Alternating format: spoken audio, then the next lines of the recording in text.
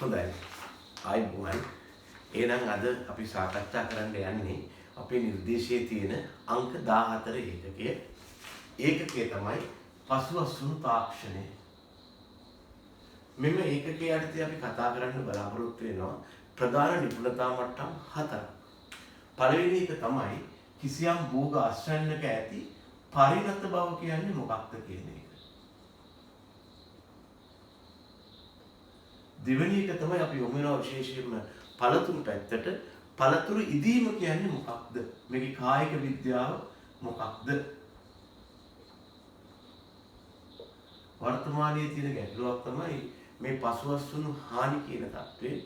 මොනවද මේ පසුඅසුණු හානි? මොනවද මේකට බලපාන හේතු හෙවත් සාධක? හතරවෙනිව සාකච්ඡා කරනවා මේ පසුඅසුණු හානි යටතේ සිදුවන හානි මොනවාද? මෙතන කිව්වේ හානි වලට බලපාන සාධක. ඒ වගේම මේ ඇතිවන හානි වළක්වා ගන්නේ කොහොමද කියලා. ඔන්න ඔය නිපුණතා මට්ටම් 4 තමයි ප්‍රධාන වශයෙන් අංක 14 පසුඅසුණු තාක්ෂණය යටතේ කතා කරන්නේ.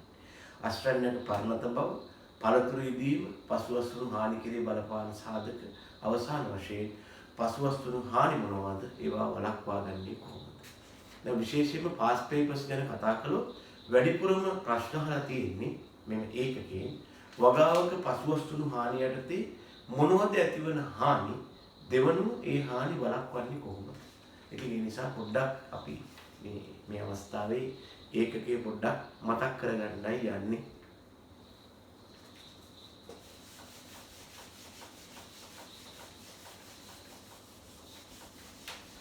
දැන් ඊට කලින් පොඩ්ඩක් මම ඔයගොල්ලන්ට කියන්නම් මේ වගේ ඒකකයක් සාකච්ඡාවක් නැත්නම් කරලියට එන්න බලපාපු හේතුව. මෑත කාලයක් වෙනකන් කෘෂිකර්ම විද්‍යාඥයෝ තාක්ෂණයේ දියුණු කිරීම යටතේ කල්පනා කළේ මේ පෙර අසුණු තාක්ෂණය කියන තත්වයක් දියුණු කරන්න. දැන් මේ පෙර අසුණු තාක්ෂණය කියලා කියන්නේ කිසියම් භෝගයක් සඳහා බිම් සකස් කිරීමේ ඉඳලා අසුණු නෙළීම දක්වා කරන ක්‍රියාවලිය. ශාක අභිජනනය මගින් හොඳ ප්‍රභේද හැදුවා. ඒවා නිසි පරිදි සකස් කළ බිම්වල වගා කළා.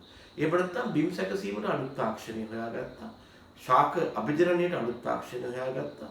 පැලසිටුවීමත් භෝග සංස්ථාපන අලුත් තාක්ෂණය, ජල සම්පාදනයට, රෝග පරිබෝධ වල්පල පාලනයට, පොහොර යෙදීමට, පාංශු සංරක්ෂණ ක්‍රමවලට, ජල වහනයට මේ සෑම දෙයකටම ඉතා දියුණු තාක්ෂණයන් යොදාගත්තා. ප්‍රතිඵලය වුණේ මොකක්ද?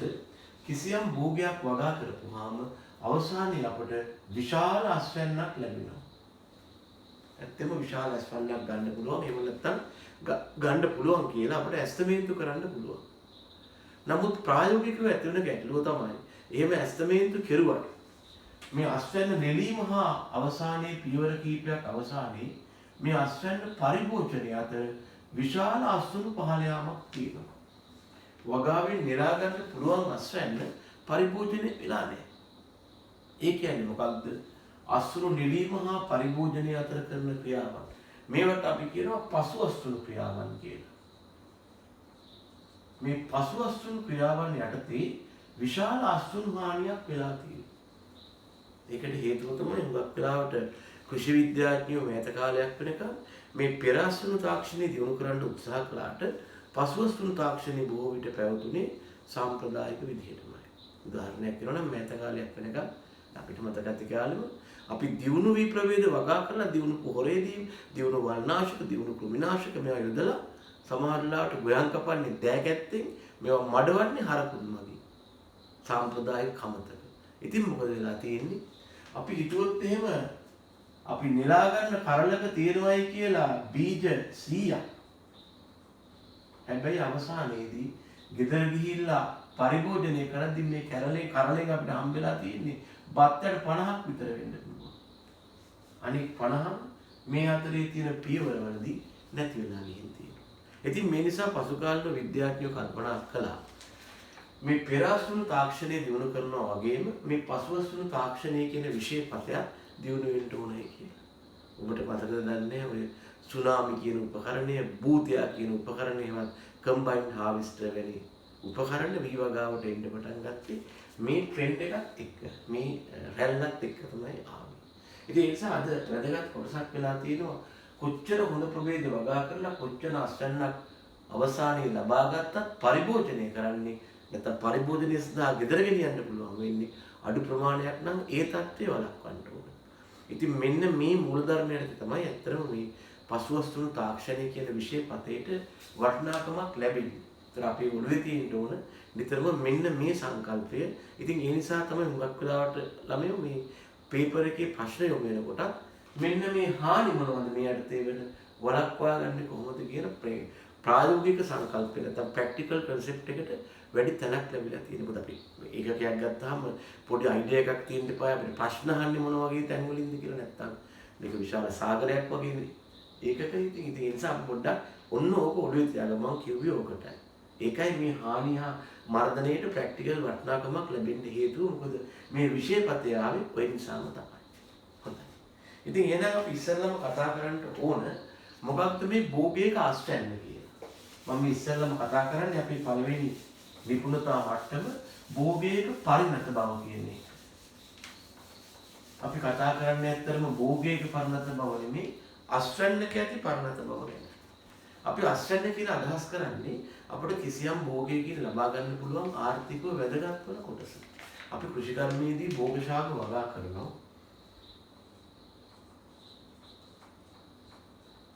වගා කළාට පස්සේ අපිට ලැබෙනවා මේ ශාකේ ආර්ථිකව වැදගත් වෙන කොටසක්. ගෙඩියක්, කරලක්, මලක් මොකක් හරි වෙන්න පුළුවන්. අන්න ඒ ආර්ථික වැදගත් කියන්නේ එක්ක විකුණන්න පුළුවන්. එහෙම නැත්නම් විකුණන දෙයක් වෙනුවට අපිට ආදේශ කරන්න පුළුවන්. ඒකට අපි කියනවා අස්වැන්න කියලා. භෝග ශාකයකින් ලැබෙන ආර්ථික වැදගත් වෙන කොටස අස්වැන්න වෙනවා. ඒක නෙලාගත්තට පස්සේ ඉතිරි වෙන දේවල් වලට අපි කියන්නේ භෝග ශේෂ කියලා. ඉංග්‍රීසියෙන් කියනවා crop residues කියලා. එතකොට භෝග ශාකයක ලක්ෂණයක් තමයි අස්වැන්නක් ලබා දෙන්නේ. සමහරු කියනවා අස්වැන්නක් ලබා දෙන උගනෑම ශාකයක් භෝග ශාකයකි. අස්වැන්න යනු යම් භෝග ශාකයකින් ලැබෙන ආර්ථික වැදගත් වෙන කොටසයි කියන්නේ. එතකොට එහෙනම් අපිට කියන්න පුළුවන් අස්වැන්න කියලා කියන්නේ කිසියම් භෝග ශාකයකින් ලැබෙන ආර්ථික වැදගත් වෙන කොටස. ඒතර අපිට වැදගත් වෙනවා මේ අස්වැන්නේ පරිණත බව කියන ලක්ෂණය කිසියම් අස්වැන්නක පරිණත බව කියලා තියෙන්නේ. මේකට අපි ඉංග්‍රීසියෙන් කරා මැචුරිටි කියලා. එකක් තමයි මේ අස්වැන්න කායික විද්‍යාත්මක වශයෙන් මෝරලා තියෙන්න ඕන. එහෙම නැත්නම් පාරිභෝගිකයා බලාපොරොත්තු වන ලක්ෂණ වලට ළඟා වෙලා තියෙන්න ඕන. එහෙම නැත්නම් ඒකෙන් යම් නිෂ්පාදනයක් කළ හැකි මට්ටමකටපත් වෙලා තියෙන්න ඕන. කිසියම් භෝගයක අස්වැන්න කායික විද්‍යාත්මකව මෝරා ඇති විට හෝ පාරිභෝගිකයාගේ අවශ්‍යතාවයන්ට ගැළපෙන පරිදි වර්ධනය වී ඇති විට හෝ යම් නිෂ්පාදනයක් කළ හැකි මට්ටමකටපත් වී ඇති විට අපි කියනවා ඒ අස්වැන්න පරිණත වෙලා කියලා. එතකොට අපිට වැදගත් වෙනවා මේ පසුවස්තුණු තාක්ෂණයටදී අස්වැන්න නෙලීම ඉස්සරලම කරන්නේ. ඒ නෙලීම කරද්දී નિયમિત පරිණත අවස්ථාවේ හේවත් මෙන්න මේ ලක්ෂණ තියෙන වෙලාවේ ඒක නෙලා ගන්න ඕන. එහෙම නෙලා ගන්න එකේ වැදගත්කම් කීපයක් තියෙනවා. එකක් තමයි එහෙම නෙලා ගත්තොත් තමයි දැන් මේ අස්වැන්න පරිභෝජනය කිරීමෙන් අපි ලබා ගන්න එක දෙයක් තියෙනවා. ඒකට අපි කියනවා ඉන්ද්‍රිය සංවේදී බව කියලා. ඕනම පුද්ගලයෙක් ආහාරයක් ලබා ගත්තාම ඒකෙන් ලබන රසයක් කිසියම් සුවඳක් වගේ සංවේදීතාවයක් තියෙනවා. ඒ සංවේදීතාවය ඕකේ වෙන්නේ හොඳට තියෙන්නේ අස්වැන්න පරිණත වෙලා. ඒ වගේම තමයි බලාපොරොත්තු වන පෝෂණීය ගුණය ලැබෙන්නේ අස්වැන්න පරිණත වෙලා. ඒ වගේම දෙවනුව අපිට මේ මගින් තමයි කිසියම් නිෂ්පාදනයක් නැවුම් ආකාරයෙන් ලබා ගන්න පුළුවන් වෙන්නේ. නිෂ්පාදනයේ නැවුම් කියලා කියන්නේ නෙලාගෙන කොච්චර වෙලාවක්ද කියන එකටත් වඩා නිසි පරිණත අවස්ථාවේ නෙලාගත්තද කියන එකයි. නෙලාගත්ත විගස වුණත් අපරිණත වූ පරිණත අවස්ථාව පහු කරලා ගියා අපි කියනවා ඕවර්චුවර්ඩ් කියලා. ඒ වගේ අස්වැන්නක් අපි නැවුම් අස්වැන්නක් කියලා කියන්නේ නැහැ. නෙලාගැනීම හා පරිභෝජන අතර කාලය වැදගත් වෙනවා වගේම නෙලාගැනීමේ තියෙන පරිණත භාවය නැවුම් භාවයට බලපානවා. තුන්වෙනි එක තමයි වෙළඳපොළට පිවිසීම.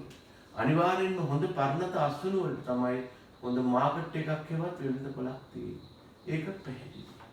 ඒ වගේම නැවුම් අස්වැන්න නැත්තම් හොඳ අස්වැන්න හොඳ පරිණත අවස්ථාවේ අස්වැන්න නෙලා ගැනීම තුළින් තමයි අපට ආහාර නැත්නම් අස්වැන්න අපතේ යාම වළක්වන්න පුළුවන්. නොමේරු අස්වැන්න නෙළුවොත් අහක දාන කොටස් වැඩි. මොකද ඒක පරිභෝජනයට තරම් පරිණත වෙලා නැහැ. ඕමැචුවර් දෙවත් වැඩිපුර මේරු අස්වැන්න ගත්තොත් කිඳි වැඩි නිසා එහෙම නැත්නම් වෙනත් ගැටලුවක් නිසා අයින් කරන්න වෙනවා. ඒ වගේම මෙහෙම දේවල් කළොත් තමයි අපිට දැන් අපි කතා කරේ හතරවෙනි ලක්ෂණය තමයි මේ මගින් අපිට අපතයන් වළක්වා ගන්න පුළුවන් වෙනවා. පස්වෙනිම නිසි පරිණත අවස්ථාවේ නිලුවොත් තමයි අපිට ව්‍යාපාරයක ආදායම හා ඒ තුලින් ලාභය වැඩි කරගන්න පුළුවන්. අපි කතා කළා භෝගාස්වැන්නේ පරිණත බව, කායික විද්‍යාත්මක හා පාරිභෝගික අවස්ථාවෙන්ට වගේ මෙම් නිෂ්පාදනයේ යොදා ගැනීමට පවතින යෝග්‍යතාව. ඒ පරිණත අවස්ථාවේ අස්වැන්නේදී වැදගත්කම තමයි මම මේ කතා කරන්නේ. එහෙනම් ප්‍රශ්නයක් මතුවෙනවා. අපි කොහොමද අස්වැන්නේ පරිණතභාවය දැනගන්නේ? නැත්නම් ඒකට බලපාන සාධක මොනවාද? කිසියම් භෝග අස්වැන්නක පරිණතභාවය කෙරෙහි බලපාන සාධක මොනවාද කියන ප්‍රශ්නේ මතුවේ. ළමයෝ යම් භෝග අස්වැන්නක පරිණතභාවය කෙරෙහි බලපාන ප්‍රධාන සාධක හතරක් තියෙනවා. පළවෙනි සාධක වලට අපි කියනවා භෞතික සාධක කියලා. දෙවන සාධක වලට කියනවා රසායනික සාධක. තුන්වෙනි සාධක වලට අපි කියමු ජෛවීය තුන්වෙනි සාධක වර්ගයේ සමාවෙන්නේ කාලය. හතරවන සාධක වර්ගයට අපි කියනවා භෞත රසායනික සාධක කියලා. යම් භෝගයක අස්වැන්න නිසි පරිණතභාවයට පත් ඇති බව සොයා ගැනීමට පවතින සාධක හතරයි භෞතික සාධක, රසායනික සාධක, කාලය හා භෞත රසායනික හේවත් physiological factors.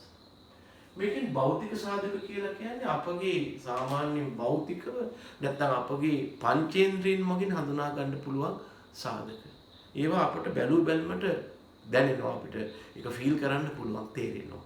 උදාහරණයක් අස්වැන්නක ප්‍රමාණය, හැඩය, රසය, වර්ණය මේ වගේ දේවල් මත අපට ඒකේ පරිණත බව ගැන අයිඩියා එකක් ගන්න පුළුවන්. එතකොට ඒවට කියනවා අපි භෞතික සාධක කියලා. ඒක අපිට අස්වැන්නේ පරිණත බව තේරුම් ගන්න වැදගත් වෙනවා.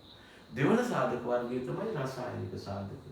රසායනික සාධක වල ලක්ෂණයක් තමයි භෞතිකව අපේ පංචේන්ද්‍රියන්ට මේ ලක්ෂණේ හඳුනා ගන්න බෑ. ඒකට අපි විද්‍යාගාර පරීක්ෂාවකට ලැබ් ටෙස්ට් එකකට යන්න වෙනවා.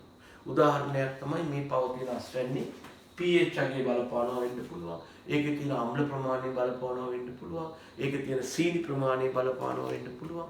මේද ප්‍රතිශතය ඒව තමයි රසායනික සාධක කියන්නේ. තුන්වෙනි එක තමයි කාලය. දැන් සමහර භූගෝල ලක්ෂණයක් තමයි අස්වැන්න નિયમિત පරිණත අවස්ථාවටපත් වෙන්නේ ඒ වගා කළ දිනේ ඉඳලා નિયમિત කාලයක් අවසානයේ. විශේෂයෙන්ම ඔය මඤ්ඤොක්ක වැනි අල වර්ග, ඒ වගේම කෙසෙල්, එහෙම නැත්නම් සමහර කොළේලවලු වර්ග වගා කළේ කවද්ද එදා ඉඳලා નિયમિત කාලයක් අවසානයේ අපිට හිතන්න පුළුවන් එයා නිසි පරිණත අවස්ථාවට ආවා. දැන් අස්වැන්න නෙලන්න පුළුවන් කියලා. හතරවෙනි එක තමයි භෞත වේදීය සාධක. නැත්නම් කායික විද්‍යාත්මක සාධක. මේ නම් දෙකම පාවිච්චි කරනවා. ඒ මගින් අපිට පුළුවන් යම් යම් අස්වැන්න පරිණත අවස්ථාවට ආපුවාම එයා පෙන්වුම් කරන භෞත වේදීය හේවත් ෆිසියොලොජිකල් හේවත් කායික විද්‍යාත්මක ලක්ෂණ අධ්‍යයනය කරන්න. හැබැයි මේ සඳහා යම් යම් උපකරණ අවශ්‍ය වෙනවා. උදාහරණයක් අස්වැන්නේ ශ්වසන වේගය, එහෙම නැත්නම් අස්වැන්න මගින් නිකුත් කරන එතලින් ප්‍රමාණය පළතුරක් නම්, ඒ වගේම අස්වැන්නේ උෂ්ණත්වය ආදී මනින්න පුළුවන්. දැන් ඉතින් ඒ වුණාට අපි නෙලාගත් හේවත් නෙලා ගන්නට බලාපොරොත්තු වුණ අස්වැන්න નિયમિત පරිණත අවස්ථාවටපත් වුණාද කියලා අපි සොයා බැලීමට යොදා ගන්නා කිසියම් සංකල්පයක්, කිසියම් ලක්ෂණයක් තියෙනවා. අනේකට අපි කියනවා අස්වැන්නේ මේරීමේ දර්ශකය කියලා. ඒකට අපි කියනවා අස්වැන්නේ මේරීමේ දර්ශකය කියලා. මේක ටිකක් වැදගත් සංකල්පයක් වෙනවා. මේකට ඉංග්‍රීසියෙන් කියවේ maturity index කියලා. මේකේ බහුවචනයේ maturity indices වෙනවා. මේරීමේ දර්ශක. ඒ කියන්නේ බොහොම සරලව කියනවා නම් කිසියම් භෝගයක අස්වැන්න නෙලීමට යෝග්‍ය පරිණත අවස්ථාවටපත් වෙලා කියලා අපට බාහිරින් පෙන්눔 කරන ලක්ෂණ. ඉන්ඩිකේටර්ස් ඒවත් දර්ශක කියන්නේ අපට පේන දේවල්. අපිට මේ ලක්ෂණ දිහා බලලා දැන් අස්වැන්න නෙලීමට යෝග්‍යයි කියලා කියන්න පුළුවන්. නිවැරදි අත්දැකීමක් කියනවා නම් යම් භෝගයක් හෝ භෝගයක අස්වැන්න නියමිත පරණත අවස්ථාවට පත් ඇති බව දක්වන මිනුවක් හෝ මිනුම් හෝ මිනුම කියන එක අපට ඇහෙන් බලන්න නැත්නම් අපට පේන දෙයක්. එතකොට මේ මේරීමේ දර්ශක අපට හඳුනාගත නැත්නම් මේරීමේ දර්ශක ආකාර කීපයක් තියෙනවා. එකක් තමයි අපට අස්වැන්න දිහා බලලා කියන්න පුළුවන් දෘෂ්ටියමයි. බැලුමට කියන්න පුළුවන් මේ අඹ ගෙඩිය ඉදිලාද නැත්නම් මෙය ගෙඩිය පැහිලාද මේක තව නැද්ද කියලා බැලුමට කියන්න පුළුවන් අස්වැන්න වර්ග තියෙනවා. එහෙම නැත්නම් කිසිල් ගෙඩියක් ගත්තාම මේකේ හැඩය දිහා බලලා හැඩය ගෝලාකාරද හරස්කඩ ත්‍රිකෝණාකාරද ඒ මත අදහස් පළ කරගන්න පුළුවන්. ඒ අස්වැන්න එක මේරීමේ දර්ශකයක් මේ වුණාද කියලා හොයන මිනුම් දණ්ඩක් තමයි පෙනුමෙන් කියන්න පුළුවන්. දෙවෙනි එක තමයි කැලෙන්ඩර් දින ගන්නවා. ඒ කියන්නේ අස්වැන්න වගා කලේ කවද්ද? එහෙනම් මේ වෙනකොට මෝරලා තියෙන්න ඕන කියලා අපිට ගණන් හදා ගන්න පුළුවන්. අර මම කිව්ව විදිහට කිසෙල් වලටත් පුළුවන්. ඒ වගේම කොළේල වලටත් පුළුවන්. සමහර අල වර්ග වලටත් පුළුවන්. අපිට දෘෂ්ටිය හෝ කැලෙන්ඩර් දින වලට අමතරව ඒ දෙක විතරට ඒක මදි නම් අපිට ඊට වඩා ටිකක් සංකීර්ණ දෙයකට යන්න පුළුවන්. ඒකට අපි කියනවා මෙෂර්මන්ට්ස් ඒවත් මාන කියලා. මාන ලබා ගන්න ගියාම අපට ඒ සඳහා විශේෂ මිනුම් උපකරණ අවශ්‍ය වෙනවා. මේ මිනුම් උපකරණ වලින් සමහර වෙලාවට ප්‍රමාණාත්මක මිනුම් ලැබෙන්න පුළුවන් ඉලක්කම් හා ප්‍රමාණවලින්. එහෙම නැත්නම් ගුණාත්මක මිනුම් ලැබෙන්නත් පුළුවන්. මේ මොනවා වුණත් ඒවට අපි කියනවා මාන මගින් කියලා. මේ මාන ලබා ගැනීමට අපි විවිධ උපකරණ භාවිතා කරනවා. ඒ අර්ථයේ භාවිතා කරන එක උපකරණයක් මගින් අපි මනිනවා අස්වැන්නේ දැඩි බව හෙවත් දෘඪ බව. hardness කියලා කියනවා firmness කියලා කියනවා. අස්වැන්නේ දෘঢ় බව මත අපි ඒක මෝරලාද නැද්ද කියලා නැත්නම් පරණත වෙලා ඇද්ද නැද්ද කියලා හොයාගන්න පුළුවන්. මේ සඳහා යොදා ගන්න උපකරණයක් තියෙනවා. ඒකට අපි කියනවා පෙනිට්‍රෝමීටර් කියලා. පෙනිට්‍රේට් කියලා කියන්නේ ඉංග්‍රීසියෙන් කාවදිනවා කියන එකයි. මේ උපකරණය කොච්චර පළතුරු වලට කාවදිනවද? ඒ මත අපට එයාගේ පරණතභාවය ගැන කතා කරන්න පුළුවන්. මේක ටිකක් විලාදී උපකරණයක්. බොහොම සරලව කියනවා නම් උපකරණයේ තියෙනවා මේ වගේ පොඩි රවුමක් ඒවත් ඩයල් එකක්. මේක ක්‍රමාංකණය කරලා තියෙනවා. මෙතනින් තියෙනවා පොඩි දණ්ඩක්. ඊළඟට පොඩි ප්ලේට් එකක් තියෙනවා. පොඩි උලක් තියෙනවා. මෙතන තියෙනවා පොඩි හැන්ඩල් එක වාය කෑල්ලක් හා පොඩි නොබ් එකක් තියෙනවා. අපි කරන්නේ ඇපල් ගෙඩියක් වාය එකක් ගත්තාම මේකේ පොත්ත පොඩ්ඩක් කපලා දාලා ඒ පොත්ත අයින් කරපු ස්ථානයට මෙන්න මේකේ තියෙන මේ පෙග් එකේවත් මේ උල ඇතුල් කරනවා. අපි ඔබාගෙන යනකොට ඒකට ප්‍රතිරෝධයක් වශයෙන් පළතුරු මගින් නැති කරන බලය මෙයා මගින් පෙන්වුම් කරනවා. කිසියම් අවස්ථාවකදී මේක පළතුරට ගිය හැටියෙම කාගෙන පෙනිට්‍රේට් වෙච්ච හැටියෙම ලැබෙන අගය මේක සටහන් වෙනවා. අන්න ඒ අගය මත අපිට පළතුරු ඉදිලාද නැද්ද කියලා හොයන්න පුළුවන්. ඉතින් මේවා මේ ඇපල් වගේ පළතුරු වලට ජාත්‍යන්තර මට්ටමේ යොදා ගන්න උපකරණ ලංකාවේ පරිශ්‍රණ වලට පාවිච්චි කරනවා. නමුත් අපේ රටේ වෙනද වලට පෙනිට්‍රෝමීටර්ස් වලින් බලන පළතුරු එන්නේ නැහැ. ඒ නිසා ඒක එහෙම එකක් තියෙනවා. අපිට ඒ මත පාවිච්චි කරන්න පුළුවන්. ඒක උපකරණය. මේ වගේ තවත් මාන ලබා ගන්න උපකරණයක් තමයි මේ පළතුරු වල තියෙන පැණි රස ප්‍රමාණය දැනගන්න එක. මේකට සමහරව කියනවා පළතුරුවේ බ්‍රික්ස් වැලියු එක කියලා. පැණි රස ප්‍රමාණය.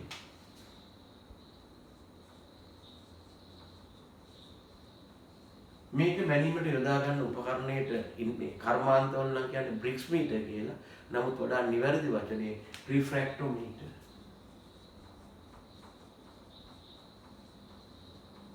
ඔන්න දැන් BST කරන ළමයි දන්නවා මොකද්ද ජෙට් එක කියලා.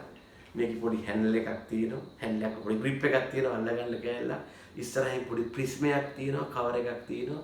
ඒක ඇරලා අපි නියමිත අනුපාතයෙන් හදාගත්ත පළතුරු බිඳුවක් මේකට දාලා නිකන් කන්නඩියෙන් වගේ බලනවා කරකවලා. නේද? එතකොට අපිට මේකේ තියෙන බ්‍රික්ස් වැලියු එක හේවත් පැණි රසාගේ කිරීම වැටෙනවා. මට චිත්‍රාදීනවට වැඩිය හොඳයි මේක පෙන්නව ගන්න. මේ තියෙන්නේ මේ වගේ උපකරණයක පොඩි ඡායාරූපයක්. මෙන්න මෙතනින් තමයි මේකේ පියන ප්‍රිස්ම් කව කියන එක ඇරලා අපි මේකට පළතුරු නැත්තම් යුෂ මොනවා හරි බින්දු දානවා. දාලා මෙන්න මෙතනින් ඇහැ තියලා බලපුවාම මේක ඇතුළේ රවුමක් පේනවා. ඒ රවුමේ නෝට් ඩවුන් මේ සටහන් වෙනවා මේකේ තියෙන පැණි රස ප්‍රමාණය කොච්චරද කියලා. ඉතින් මේ වෑනුත් අපි පළතුරු වෙළඳ පොළට දාන්නේ. හැබැයි මෙහෙම එකක් තියෙනවා අපේ රටේ ඔය මොනවද පළතුරු විෂ කර්මාන්තයේදී එහෙම නැත්නම් ඔය නොයෙකුත් මොනවද ඔය සීනි මොනවද කන්ෆෙක්ෂන් ඉන්ඩස්ට්‍රි කියලා තියෙන ඔය පැන් රස නිෂ්පාදනය කරද්දී චොක්ලට් ටොපි හදද්දී එහෙම ඒගොල්ලෝ ගාව මේ මැෂින් එක මේ යන්ත්‍රය තියෙනවා. ඒකෙන් ඒගොල්ලෝ නම් පැන් රස ප්‍රමාණය මනිනවා. නැත්නම් එක ටොපික් තෝගයක් පැණි රසයි අනික පැන් රහමයි. එහෙම නම් විකුණ ගන්න බෑනේ. ඉතින් ඒගොල්ලෝ නම් මේ උපකරණේ පාවිච්චි කරන ඔය ස්මැක් වගේ පළතුරු බීම හදන කට්ටියත් ඒ උපකරණය මගින් මේවා තියෙන පැන් රස වැළගන්නවා. අපි ගානම ගෙඩි නම් මේක වැඩියෙන් පැන් රහයි මේක අඩුවෙන් පැන් රහයි. එහෙම තමයි තියෙන්නේ. හරි. ඒ වගේම තව උපකරණයක් තමයි සිම්පල් සී වර්ණය පරීක්ෂා කරනවා. මේකට යොදා ගන්න උපකරණයට අපි කියනවා ෆෑන් කලරිමීටර් කියලා. මම නිකන් කියන්නේ ෆෑන් කලරිමීටර් කියලා කියනවා. මේක ෆෑන් කියලා කියන්නේ මේ උඩ කරකැවෙන එකක් නෙමෙයි අවානක් වගේ කියලා. මේකේ තියෙනවා මෙහෙම නිකන් දුනු පිහියක තල වගේ ගොඩාක් තියෙනවා නිකන් ඇණයකින් මේ නිකන් පිවට් කරලා මේ කැරකෙන්න හරි ගස්සලා තියෙනවා. මේවා අපිට දිගාරින්න පුළුවන් මෙහෙම. ඒ සෑම මේවට අපි කියනවා ලීව්ස් කියලා. ඒ සෑම ලීෆ් එකකම අච්චු මුද්‍රණය කරලා තියෙනවා එයාගේ කලර් එකට වැලියු එකක්. අපි කරන්නේ මෙන්න මේ වගේ ගැජට් එකක්. මේකේ පෙති තියෙනවා. මේක අකුලපුවාම මේ විදිහයි. ඔන්න ඔහොම තියෙන්නේ. මේක අවානක වගේ පෙති ගොඩාක් තියෙනවා. අපි කරන්නේ පළතුරු ගෙඩිය කපලා අරගෙන පළතුරු හරි මොන හරි අපි අස්වැන්න. ඒකේ තියෙන කලර් එකත් එක්ක මේ එක පත්‍රයක නැත්තම් මේ ලීෆ් එකේ තියෙන කලර් එක මැච් කරනවා. එතකොට අපට ඕන කලර් එක තියෙනවා නම් අපි කියනවා මේ පළතුරු හරි කියලා. ඒ ඕන කලර් එක අපි දැනගන්න ඕන මෙන්න මේකේ. ඒවට අපි කියනවා ෆෑන් කලර් මීටර් ඒවා එහෙම තමයි කියන්නේ. වර්ණ මානය කියලා කියන්නේ. මෙතෙක් අපි කතා කළේ මාන වර්ග තුනක් ගැන. දුර්ධතාව, පැන් රස බලන්න පුළුවන්, ඊළඟට වර්ණය බලන්න පුළුවන්. ඊළඟට පුළුවන් අපිට මේ පළතුරු වල විශිෂ්ට ගුරුත්වය බලන්න. ඒකට නම් විශේෂ උපකරණයක් අපි පාවිච්චි කරන්නේ. පළතුරු ගෙඩියක් වතුරේ දාලා බලනවා එයාගේ විශිෂ්ට ගුරුත්වය කොහොමද කියලා. අඹ වලට එහෙම මේ වැඩේ කරනවා. අඹ මිලිද්දි ගන්න මිනිස්සු අඹ ගෙඩියක් දෙයක් කඩලා බාල්දියක දාලා බලනවා. ඒ අනුව තමයි ගන්නවද නැද්ද කියලා තීරණය කරන්නේ. ඊළඟ එක තමයි මේ සයිස් එකේවත් ප්‍රමාණය. ඒකත් තුඟක් වෙලාවට අපි දෘෂ්ටිය වගේ තමයි කියන්නේ. නමුත් වඩා විද්‍යාත්මක සමහර ප්‍රොඩක්ට්ස් වලට ජෑම් සෝස් කෝඩියල් හදද්දි ඔය බලනවා මේ වගේ ලක්ෂණ ගොඩක් ලංකාවේ ඉන්ඩස්ට්‍රි එකක් තියෙනවා. එතකොට මේ වගේ වෙලාවට ඒගොල්ලෝ මේ පළතුරු ගෙඩි වල ප්‍රමාණය සලකනවා. ඒක සමහර ලාට ටේප් වලින් වයින්නවා නැත්නම් අර ෆිසික්ස් වලදී පාවිච්චි කරන කැලිපර්ස් වලින් වයින්න්න පුළුවන්. ඔන්න ඒ ටික තමයි අපේ පළවෙනි නිපුණතා මට්ටම අස්වැන්නක පරිණත බව. අපි මේ යටතේ කතා කළා භෝගයක අස්වැන්න කියන්නේ මොකක්ද? අස්වැන්නක පරිණත බව කියන්නේ මොකක්ද? අස්වැන්නක පරිණත බව දැනන් ඉන්න එකේ වැදගත්කම මොකක්ද? භෝගයක මේරීමේ දර්ශකය කියන්නේ මොකක්ද? මේරීමේ දර්ශකය සොයාගන්න යොදාගන්න ක්‍රම මොනවද? මේ තියෙන්නේ. අපි එහෙනම් එනවා දෙවෙනි නිපුණතා මට්ටමට. ඒක තමයි පළතුරු ඉදවීමේ ක්‍රියාව. ඉංග්‍රීසියෙන් කියනවා ripening of fruits කියලා.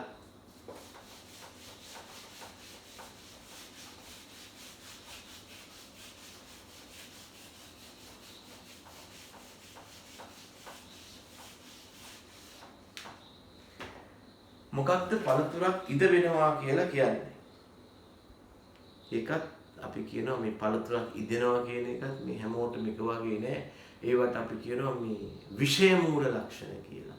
නැත්තම් සබ්ජෙක්ටිව් කැරක්ටර්ස් කියලා. ඒක පුද්ගලයාගෙන් පුද්ගලයාට විෂය වන ආකාරය වෙනස් වෙනවා.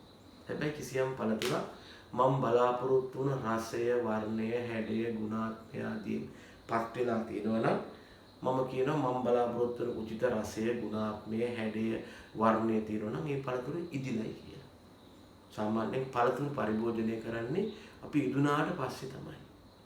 එතකොට පළතුරු ඉදෙනකොට ළමයෝ සිද්ධ වන කායික විද්‍යාත්මක ක්‍රියාව මත අපට පළතුරු ප්‍රධාන ආකාර දෙකකට බෙදන්න පුළුවන්. එක වර්ගයකට අපි කියනවා අන්ත උපරිම පළතුරු කියලා. පළතුරු ඉදවීමේදී ඇතිවන කායික විද්‍යාව මත පළතුරු ආකාර දෙකක්. එකක් අන්ත උපරිම පළතුරු. ඉංග්‍රීසියෙන් කියනවා climacteric fruits කියලා.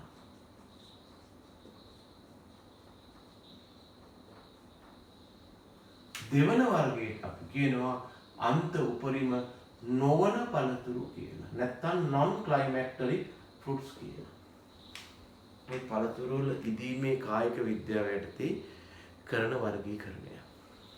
එතකොට මේකෙන් අපි ඉස්සෙල්ලම ගත්තොත් අන්ත උපරිම පළතුරු හේවත් climacteric fruits කියන જાතියේ ලක්ෂණය තමයි ඒ පළතුරු නෙළුවාට පස්සේ එක්වරම ඒ ශ්වසන ශීඝ්‍රතාව එහෙම නැත්නම් ඒකේ තියෙන ශ්වසනය කරන වේගය ක්ෂණිකව ඉහළ යාමක් පෙන්වුම් කරනවා. කාලය සමග යම් පළතුරක් නෙලා ගත්තට පස්සේ එහෙම නැත්නම් ඉදීමට හා වයසට යාමේදී ශ්වසන ශීඝ්‍රතාවයේ උපරිමක් පෙන්වුම් කරන පළතුරු වලට අපි කියනවා ක්ලයිමැක්ටරික් එවත් අන්ත උපරිම පළතුරු කියලා. මේක ප්‍රස්ථානිකව නිරූපණය කළොත් මම x අක්ෂයට කාලය දානවා.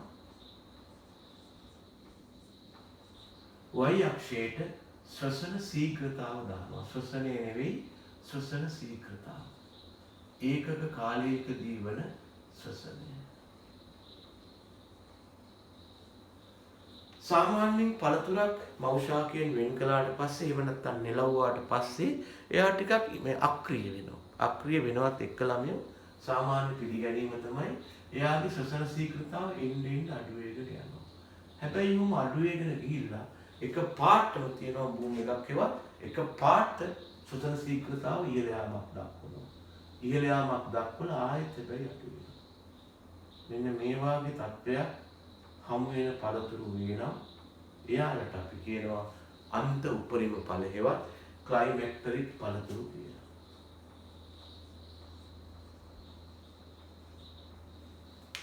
මේ පළතුරු වල තියෙන එකම ප්‍රායෝගික වැදගත්කම මේකයි.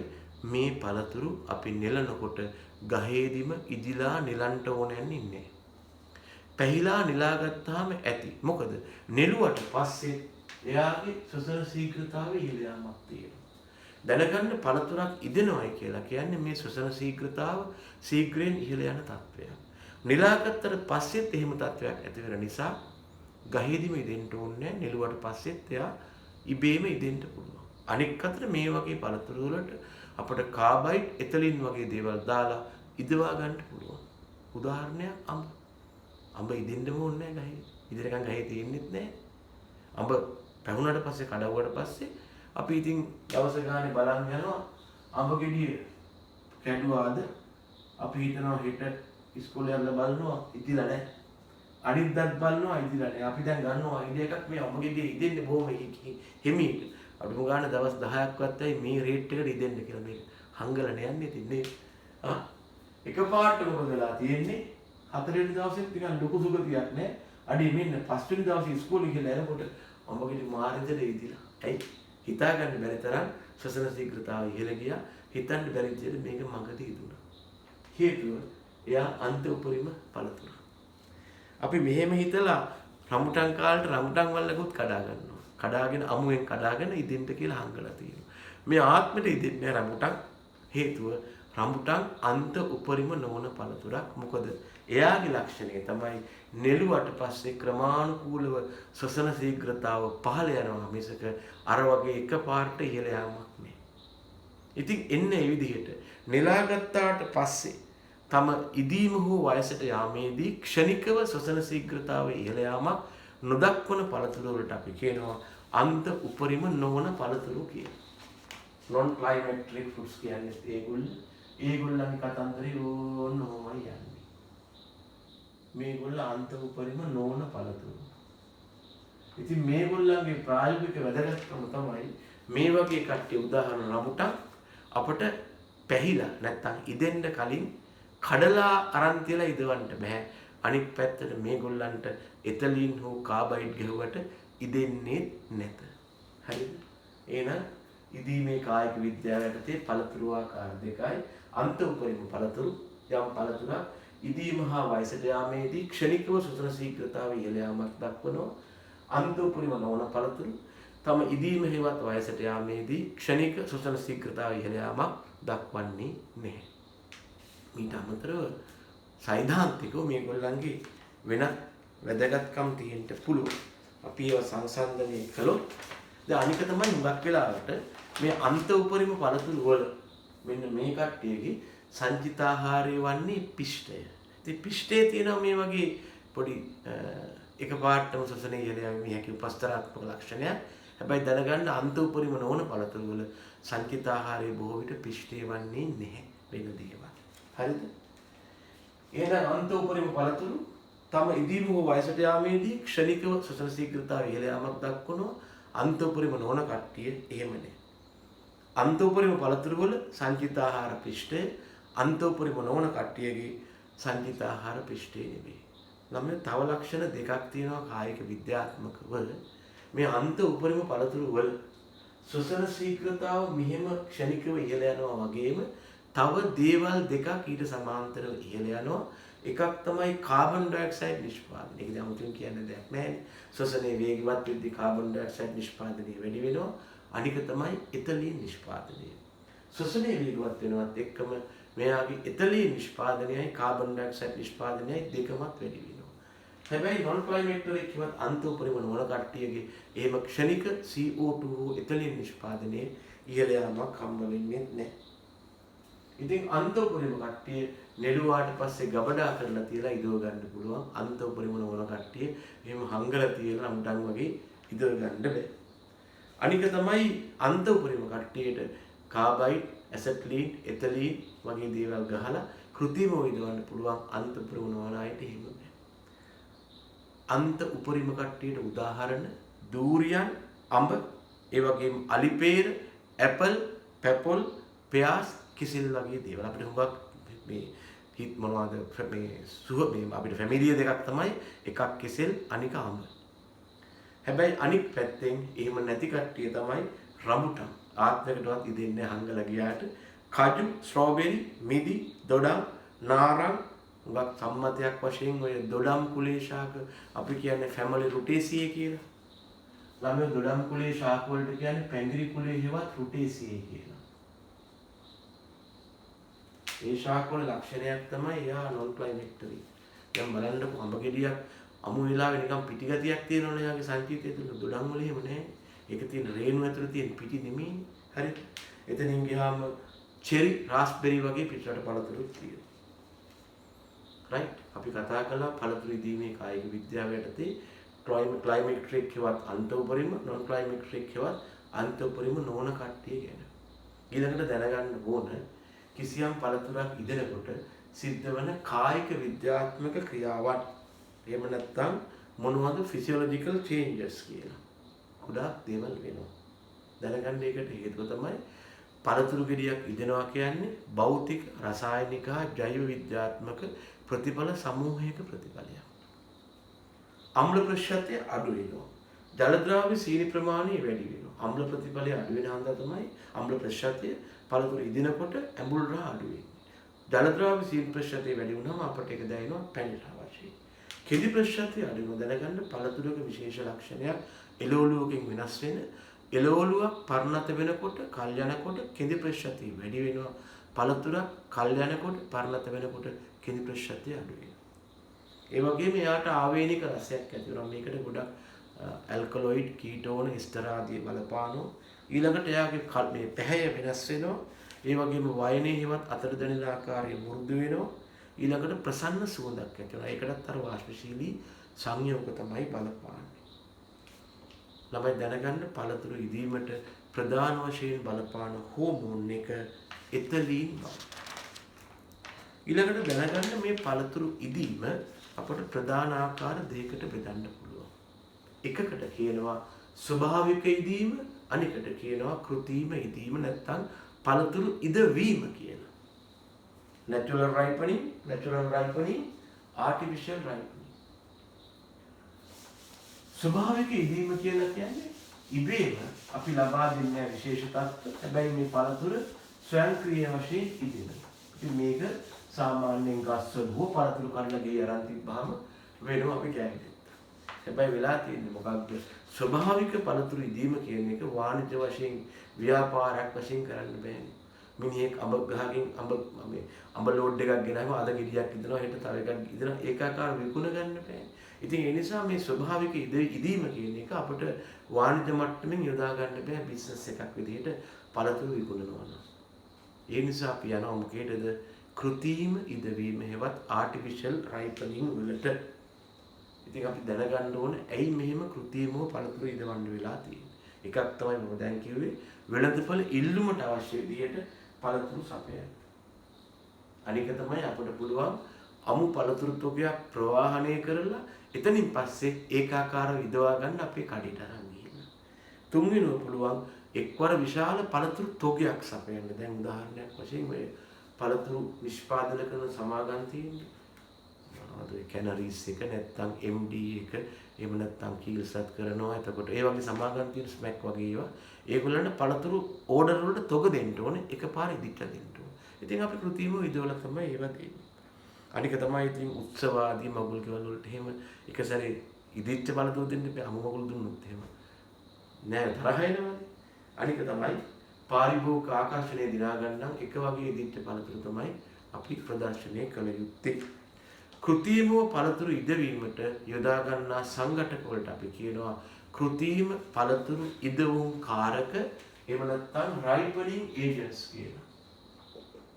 කෘත්‍රිමව පළතුරු ඉදවීමට යොදා ගන්නා සංඝටක වලට කියනවා කෘත්‍රිම පළතුරු ඉදවුම් කාරක හෙවත් රයිපනින් ඒජන්ට්ස් කියලා. ආකාර කීපයයි. සාම්ප්‍රදායිකව අපේ ගම්වල පාවිච්චි වෙන දුම් තමයි පළවෙනි එක. අපේ කාලේ මිනිස්සු ඉස්සර කාලේ කලේ දුම් ගහලා මතක නැද්ද? දැන් නැත්නම් ඇති වලවල් කපලා ඕව ඇතුලේ කිහෙල් ගන්න දාලා ඔකට කියන කිහෙල් ගම් බින් කරනවා කියලා ඔකට තව කැප් පෙටිය අරුත් දාලා මතක තියාගන්න කැප් පෙටිය වලින් ඉතලින් නිකුත් වෙනවා වැඩි හරි. ඊට පස්සේ ඔකට දුම් ගහනවා. දුම් වල තියෙන වාෂ්පශීලී සංයෝග මගින් පළතුරු ඉදෙනවා. හැබැයි හුඟක් වෙලාවට ඕක මේ හරියට ටයිම් ප්ලෑන් එකක් කරලා කරන්න බෑ. හුඟක් වෙලාවට මගුල් ගෙදර දා පූර්ව සෙරවණියට දුම් ගහලා පළතුරු ඉදවුවම ගන්න වෙන්නේ දෙවෙනි ගමන දාට. ඉදෙන්නේ නැහැ හරියට. එහෙනම් මොකද උනේ මිනිස්සු ආවා ඉතලින් මගින් පළතුරු ඉදවන්න. ඉතලින් කියන්නේ හෝමෝනයක් ටිකක් ගණන් වැඩි. නමුත් මේ හෝමෝනය සංවෘත පරිසර තුළදී පළතුරු වලට ස්ප්‍රේ නැමෙයි ඒක ෆියුම් මේ මොනවාද වායුවක් වශයෙන් යන සලස්වල ඉදවන ක්‍රමයක් තියෙනවා. ඉතලින් වල කොස්ට් එක වැඩි හින්දා අපි ඒක එච්චරම කරන්නේ. හැබැයි මෙහෙම දෙයක් තියෙනවා ඊට වඩා ලාභදායක සමහර වාණිජ ඉතලින් වර්ග තියෙනවා. ඔය ඉටසිලැසිල්, සේෆා, සයිලෑඩ්, ඔය වගේ එත්‍රල්, ඔය වගේ දේවල් අරගෙන පළතුරු වලට ස්ප්‍රේ කරන්න පුළුවන්. නැත්තම් වාෂ්පයක් වශයෙන් සංසරණය වෙන්න පුළුවන්. ඒවට අපි කියනවා වාණිජ ඉතලින් කියලා. එහෙම පළතුරු ඉදවන්න පුළුවන්. ඊට අමතරව උඟාක් වෙලාවට අපි ගෙවල් වලත් කරනවා. මොකක්ද? පළතුරු වලට කාබයිඩ් යොදනවා.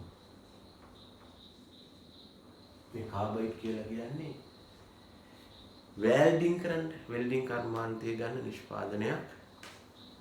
මෙයා කැල්සියම් කාබයිඩ් මෙයා අපිට කඩෙන් මිලදී ගන්න පුළුවන්.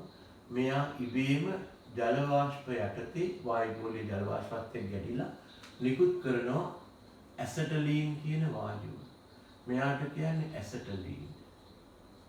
හැබැයි ළමයෝ ඉතලින් කියන්නේ C2H4. ඉතින් H4 මොකද H2 මොකද ඒ නිසා ඉතලින් වල වැඩි කරන්න පුළුවන් ඇසෙටලීන් වල. ඇසෙටලීන් කියන්නේ වායුවක්. මේ වායුව ඔක්සිජන් එක එක්කව කරලා තමයි අර වෙල්ඩින් ටෝච් එක මගින් අර හොගාල ගින්දර විදින්න අවශ්‍ය ඉන්ධනේ හදාගන්නේ. ඒකේ ලොකු ටෙම්පරේචර් ලොකු ශක්ති ජනක අගයක් තියෙනවා. ඉතින් මේ කැල්සියම් කාබයිඩ් කියන ওই හાર્ඩ්වෙයාර් වල විකුණන්න තියෙනවා කැට වශයෙන් තියෙනවා. ඉතින් නිවැරදි ක්‍රමය තමයි මේ කැල්සියම් කාබයිඩ් කියන්නේ විෂක් ඇත්තටම. කෑවොත් මැරෙනවා. මේක ගෙනල්ලා මැරෙනවා හරි මැරෙන්න වගේ යනවා. කල්පනා දෙපා. මේක ගෙනල්ලා ඊට පස්සේ කඩදාහි කෑල්ල පත්තර කෑල්ල උතලා අපිට පුළුවන් කාඩ්බෝඩ් පෙට්ටියක ලූටේ බොහොම බුරුලට තැන්පත් කරලා මේ අතර කිහිල්කම් ආදී ඇවරි වශයෙන් දානවා. අර කැල්සියම් කාබයිඩ් මේ කෙලින්ම ස්පර්ශ නොවෙන්න. ඊට පස්සේ මේක වහලා දවස් දෙකක් තිබ්බහම ගාන පළතුරු ටික ඉදෙනවා. සාමාන්‍යයෙන් පැය 24 48 දක්වා හොඳට පළතුරු ඉදෙනවා. හැබැයි මිනිස්සු නරක වැඩක් කරනවා. මේ ඉෆෙක්ට් එක වඩා වේගවත් කරගන්න කැල්සියම් කාබයිඩ් ගෙනල්ලා වතුරේ දිය කරලා උණු වතුරේ දිය වෙනවා මේක. ඊට පස්සේ මේක ස්ප්‍රේ කරනවා පළතුරු ගෙඩි වලට. කඩෙන් ගන්න. අරන් බලන්න සමහර වෙලාවට අඹ ගෙඩි වල එහෙම පිටි නිකන් චෝක් වගේ තියෙනවා අතේ ගෑවෙනවා. මේ කැල්සියම් කාබයිඩ් ස්ප්‍රේ කරපුවා. ඒකෝර වෙන්නේ මොකක්ද?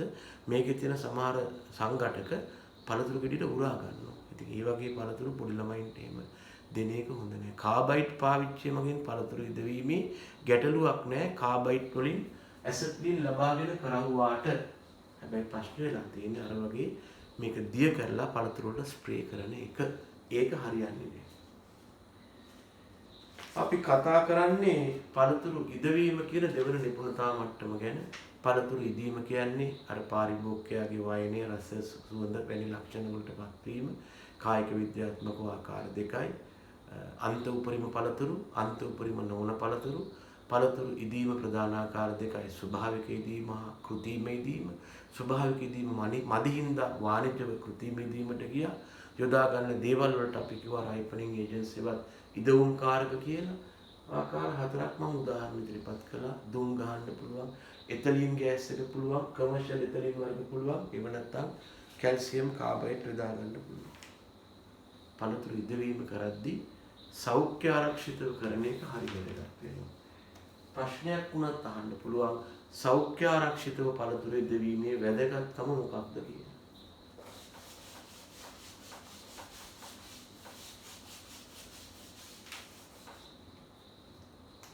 ඉතින්දී අපි ඉස්සෙල්ලාම කියන්න ඕන සෞඛ්‍ය ආරක්ෂිතව පළතුරු ඉදවීම කියන්නේ මොකක්ද කියලා. අපිට කියන්න පුළුවන් විෂවි අසාත්මිකතා ඇතිවීම ඇලර්ජිස් කියලා කියන්නේ. හු විෂවි ආසාත්මිකතා ඇතිවීම හු ආසාදන වලින් තොරව පළතුරු ඉදවීමට අපි කියනවා සෞඛ්‍ය ආරක්ෂිතව පළතුරු ඉදවීම කියලා. ඇයි මේක වැදගත් වෙන්නේ? පළවෙනි දේ තමයි අර මම දැන් කිව්ව විදිහට පාරිභෝගිකයෝ තුළ විශ්වාසයක් තියෙනවා. ඒගොල්ලෝ දන්නවා වාණිජ්‍ය පළතුරු ඉදවල තමයි විකුණන්නේ. කෘත්‍රිමව මේ පළතුරු ඉදවීමේ ක්‍රියාවේදී ඒවායේ සෞඛ්‍ය ආරක්ෂිත බව නැති වෙනකල විශ්වාසයක් තියෙනවා. මේක පළතුරු කර්මාන්තය හා අලවිය බිඳ වැටෙන්න හේතුවක්. මේ නිසා සෞඛ්‍ය ආරක්ෂිතව ඉදවීම වැදගත් වෙනවා. ඒ මතය අයින් කරගන්න. දෙවනුව දුම් ආදිය මගින් පළතුරු ඉදවද්දී දූවිලි, වැලි, පස් ආදිය මගින් ඒවා අපවිත්‍ර වෙන්න පුළුවන්. ඒ தත්ත්වය වළක්වන්න ඕන. තුන්වෙනිව තමයි යොදා ගන්නා කෙමිකල්ස් විශේෂයෙන්ම කැල්සියම් කාබයිඩ්. අපේ රටේ වැඩිපුරම පාවිච්චි කරන්නේ කැල්සියම් කාබයිඩ්. ප්‍රධාන හේතුව ලබා ගැනීමේ හැකියාව සහ ලාභය. ඒවා නිසි පරිදි භාවිතා නොකිරීම හානිදායකයි. ඒ වගේ වෙන්නේ මෙන්න මේක පොයිසනින් ඒවා විෂ වීම වෙන්න පුළුවන්. හතරවෙනිව තමයි පළතුරු ඉදෙනවත් එක්කම ඒක මෘදු වෙනවා. මෘදු පළතුරු පහසුවෙන් යාන්ත්‍රික හානි වලට ලක් වෙනවා. මොකද වයනේ මෘදු නිසා. ඒ නිසා පළතුරු ඉදෙව්වාට පස්සේ අපි විශේෂයෙන් සැලකිලිමත් වෙන්න ඕන ඒවාට සෞඛ්‍ය ආරක්ෂිත තත්ත්ව ලබා දෙන්න. එහෙම නැත්නම් ඒවා හානි වෙනවා. ඒ වගේම අද තියෙන ට්‍රෙන්ඩ් එකක් තමයි සෞඛ්‍ය ආරක්ෂිත පළතුරු ඉදෙව්වත් ඒවා දාන්න පාවිච්චි කරන කන්ටේනර්ස් ඒවත් බාධන අපිරිසුදු නම් සෞඛ්‍ය ආරක්ෂිත ඉදවීමෙන් ප්‍රතිඵලයක් නැහැ. ඒ නිසා සෞඛ්‍ය ආරක්ෂිතව ඉදවීම වගේම ඒවා සෞඛ්‍ය ආරක්ෂිත ඇසුරුම් තුළ යොදා ගන්න එකත් වැදගත් වෙනවා. මම මේ මතක් කළේ දෙවෙනි නිපුණතා මට්ටම. මොකක්ද? පළතුරු ඉදවීම. ඊයර්දී මොකක්ද? ක්ලයිමැට්‍රික් හා නොන් ක්ලයිමැට්‍රික් පළතුරු ගැන කතා කළා. ඊළඟට අපි කතා කළා පළතුරු ඉදවීමේ ක්‍රම පිළිබඳව. ඒ වගේම සෞඛ්‍ය ආරක්ෂිතව පළතුරු ඉදවීම පිළිබඳව. මම එනවා තුන්වන නිපුණතා මට්ටමට පසුවස්සුණු හානිවලට බලපාන හේතු මොනවාද කියලා දක්වන්න.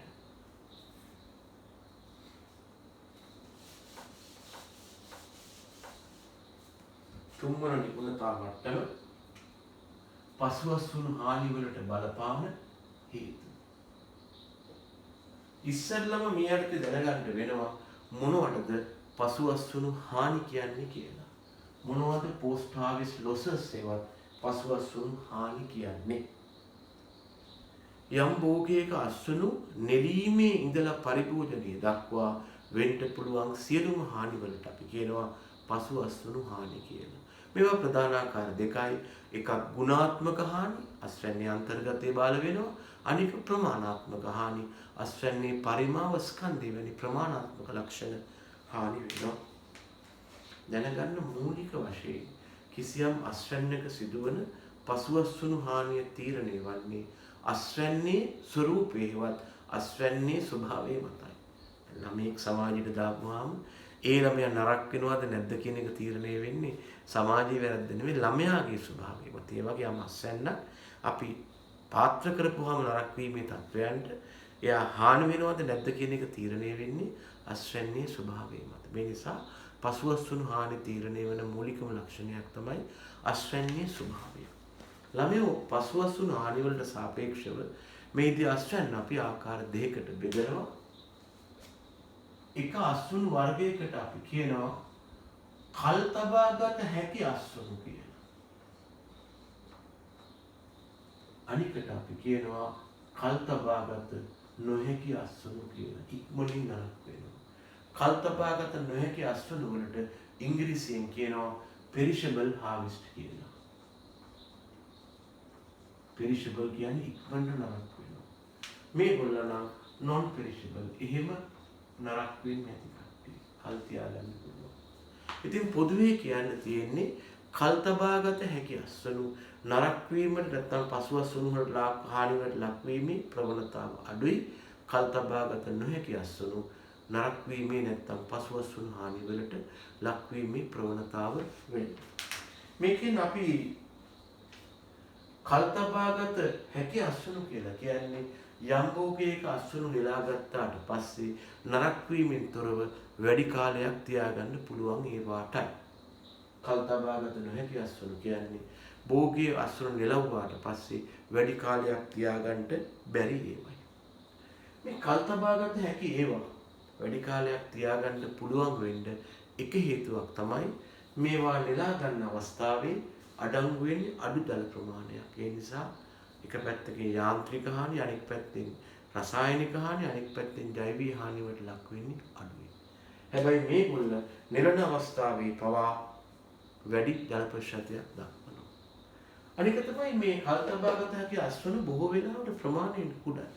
මේ නිසා අහිතකර තත්ත්වයන් ලක් වෙන්නේ අඩු වර්ගඵලයකින්. මේගොල්ල අවාසනාවට වගේ ප්‍රමාණයෙන් විශාලයි අඩු තත්ත්වයන්ට වැඩි වර්ගඵලයකින් ලක් වෙනවා. අනික කල් තබාගත හැකි අස්වැන්නු වල ශුද්‍ර ජීවීන් ආකර්ෂණය කරගන්න ලක්ෂණ අඩුවෙන් තියෙනවා. හැබැයි කල් තබාගත නොහැකි වුවට ශුද්‍ර ජීවීන් මාර කැමති ඒගොල්ලෝ හොයන හැමදේම එතන තියෙනවා. අනික තමයි කල් තබා ගන්න පුළුවන් ඒවාට දැඩි බාහිර ආවරණයක් තියෙනවා. උදාහරණයක් දිවුල්, බෙලි, පොල් ඒ හන්දා ශුද්‍ර ජීවීන්ට පහර දෙන්න අමාරුයි. අනේ මේගොල්ලන්ට එහෙම එකක් නෑ. අනික තමයි කල් තබාගත හැකි අස්වැන්නු නරක වෙන්නේ නැතුව අපිට එකම තැන ගොඩක් කල් තියන්න පුළුවන්. ඒක ආතේ ඉන්න තත්ත්වත් එක්ක ගැලපෙනවා. මෙයාලා එහෙම එකම තැන දීර්ඝ කාලයක් තියන්න බෑ. ටික වෙලාවක් ගියාට පස්සේ එයා පරිසරයට පරාද වෙලා ඔන්න නරක වෙන්න පටන් ගන්නවා. පොඩ්ඩක් හරි මේක කල් දා ගන්න ඕන නම් එයා එතනින් වෙන ලොකේෂන් එකකට ගෙනියන්න ඕන.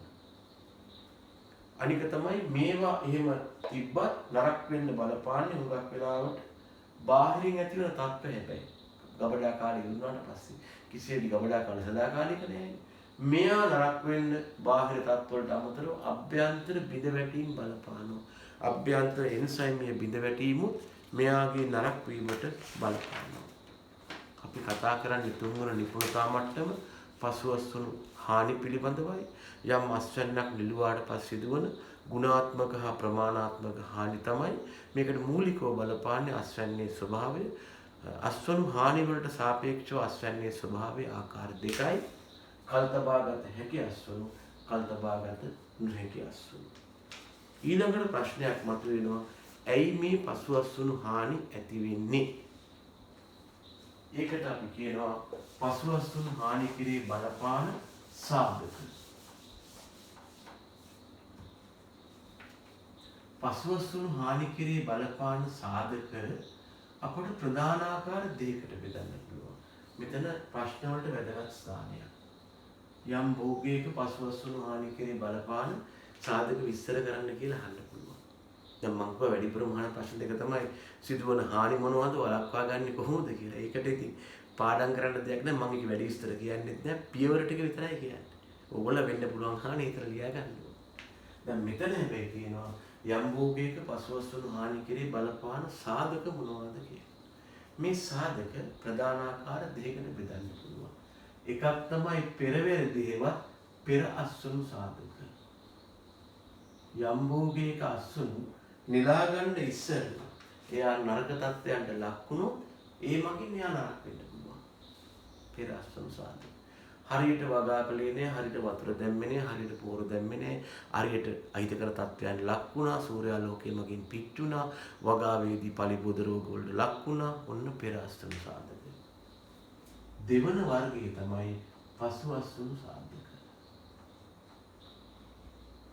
දැන් කෘෂිකාර්මිකව භෝගයක ජීවිත කාලය තුළ නැත්නම් භෝගයක් සම්බන්ධයෙන් අපට වැදගත් වෙන කතන්දරේ පරිච්ඡේද දෙකක් තිබ්බනේ.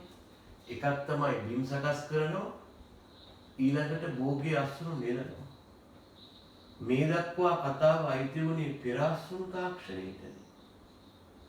අස්වැන්න නෙළුවාට පස්සේ ඒක පරිභෝජනය දක්වා කතන්දරය අයත් වුණේ පසු අස්වනු තාක්ෂණයට. දැන් මෙතන බිම් සකස් කරනවා, භෝග සංස්ථාපනය, ජල සම්පාදනය, පොහොරේදී වල් පැල පාලනය, රෝග පාලනය, ජල වහනය දියුණු කිරීම, පාංශ සංරක්ෂණ ක්‍රමයේදීම ඒ වගේ දේවල් තියෙනවා. නෙළුවට පස්සේ ගොඩගසා තැබීම, ඒව නැත්තම් ශ්‍රේණි කිරීම, ඇසිරීම, ගබඩා කිරීම, ප්‍රවාහනය කිරීම, අලෙවි කිරීම, පරිභෝජනය. මෙන්න මේ දේවල් වල නරක වෙන්න බලපාන හේතු තියෙනවා. ඉතින් මේ තත්ත්ව නිසා නරක වෙනවා නම් ඒක පෙර අස්වනු සාධක. මේ දේවල් හන්ද නරක වෙනවා නම් ඒක පසු අස්වනු සාධක. යම් භෝගයක අස්වනු නෙලීමට පෙර ඒ අහිතකර තත්ත්වයන්ට ලක්වීම නිසා ඇති වෙන දෙයක් තමයි පෙර අස්වනු සාධක.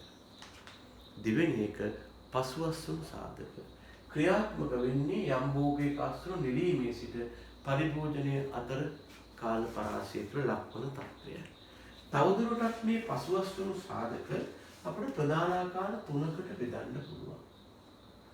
එකකට කියනවා අපි පාරිසරික සාධක කියලා. අනිකට කියනවා කායික විද්‍යාත්මක සාධක කියලා. තුන්වෙනි එකට අපි කියනවා ජෛව විද්‍යාත්මක සාධක කියලා. මේ අනුව පසු අස්වනු සාධක භෝගයක අස්වනු නරක වීමට බලපාන පසු අස්වනු සාධක, පසු අස්වනු හානි කෙරේ බලපාන පසු අස්වනු සාධක ප්‍රධාන ආකාර තුනයි. පාරිසරික සාධක, කායික විද්‍යාත්මක සාධක හා ජෛව විද්‍යාත්මක සාධක වශයෙන්. පාරිසරික සාධක කියලා කියන්නේ නෙළුවාට පසු එයා ලක්වන පරිසරයේ තියෙන භෞතික තත්ත්වය. මොන වගේ දේවල්ද ළඟ? උෂ්ණත්වය වෙන්න පුළුවන්. උෂ්ණත්වය වැඩි නම් බිඳ වැටීම් වැඩි. තෙතමනය වෙන්න පුළුවන්. තෙතමනය වැඩි නම් බිඳ වැටීම් වැඩි, ක්ෂුද්‍ර ජීවී හානිය වැඩි. වායුගෝලීය සංයුතිය වෙන්න පුළුවන්. වායුගෝලීය ඔක්සිජන් වැඩි නම් බිඳ වැටීම් වැඩි, ශ්වසනය මගින්. ඒ වගේම මෙයා යාන්ත්‍රික හා භෞතික හානි වලට ලක් වෙනවා. විශේෂයෙන්ම රළු පරිහරණය මගින්. ඔනෝවට අපි කියනවා ළමයි පාරිසරික සාධක කියලා. දෙවෙනි එක කායික විද්‍යාත්මක සාධක. කායික විද්‍යාත්මක සාධක කියන්නේ අස්වැන්න කියන එක මතක තියාගන්න. අස්වැන්න නිලාගත්තට පස්සේ එයා බොහෝ විට පරිභෝජනය දක්වාම සජීවී පටකයක්. විශේෂයෙන්ම අපි අස්වැන්න වශයෙන් ගන්නෙ ශාක කොටසක් නම්. ළමයෝ ශාක කොටස් වල ලක්ෂණයක් තමයි මව් ශාකයෙන් වෙන් කළත් යම් කාලයක් ජීවත් වෙනවා. ඒකට ළමයෝ අපි බීජයක් අරන් පැල කරපුවාම පැලවෙන්නේ. හැබැයි ෆ්‍රිජ් එකේ ඉන්න කුකුලෙක් අරන් කූඩුවට දැම්මට තට්ටු වෙවිලා හැදෙන්නේ නැහැ. සත්ත්ව පටකවල ඒ ගුණය ගොඩක් අඩුයි. එයා මව් ශාකයෙන් වෙන් කළාට පස්සේ මේ කියන්නේ එයා ඝාතනය කරන්නේ අපි අස්වැන්න බවට පත් කරන්නේ. ඊට පස්සේ එයාගේ සජීවී ගුණ නැතුව හැබැයි සෛල ජීවත් වෙනවා. නමුත් ශාක වල බොහෝ විට අවයව වශයෙන් ජීවත් වෙනවා. ඉතින් ඒ නිසා අපිට වැදගත් වෙනවා මේගොල්ලන්ගේ කායික විද්‍යාත්මක ක්‍රියා. කායික විද්‍යාත්මක ඉතලීන් නිෂ්පාදනය වුණොත් මෙයා බිඳ වැටෙනවා. ඊළඟට මෙයා තුළ සෛල යම් ආකාරයකට වර්ධනය වෙනවා. ඒ වගේම තව ප්‍රශ්නයක් තියෙනවා. උත්සේදනය මගින් තෙතමනය හානි වෙනවා. ශ්වසනය මගින් සංකේත හානි වෙනවා. මේ ඔක්කොම බලපානවා නරක වෙන්න. තුන්වෙනි එක තමයි ජෛව විද්‍යාත්මක සාධක.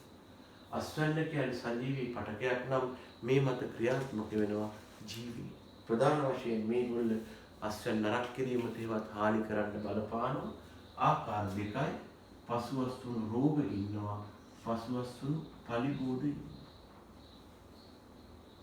එතකොට විශේෂයෙන් සඳහන් කරන්න ඕන මේ පසුවස්තුණු රෝග අපි සලකා බලන අස්වැන්නට ඇතුල් වන ආකාර දෙකක් තියෙනවා.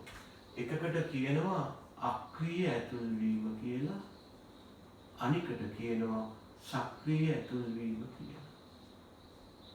මේකෙන් බොහෝ විට අස්වැන්න මුලින් ලක්වන්නේ සක්‍රීය ඇතුල්වීමට. යම් අස්වැන්නකට පලිබෝධ සක්‍රීයව ඇතුල්වීම කියන්නේ, යම් අස්වැන්නකට පලිබෝධ සක්‍රීයව ඇතුල්වීම කියලා කියන්නේ එම අස්වැන්න මෞෂාකයට සම්බන්ධව සක්‍රීයව තිබියදී ඊට පලිබෝධ ඇතුල්වීමයි. අක්‍රීය ඇතුල්වීම කියන්නේ අස්වැන්න අක්‍රීය අවස්ථාවට පත්වීමෙන් පසු ඊට රෝග හෝ පලිබෝධ ඇතුල්වීමයි.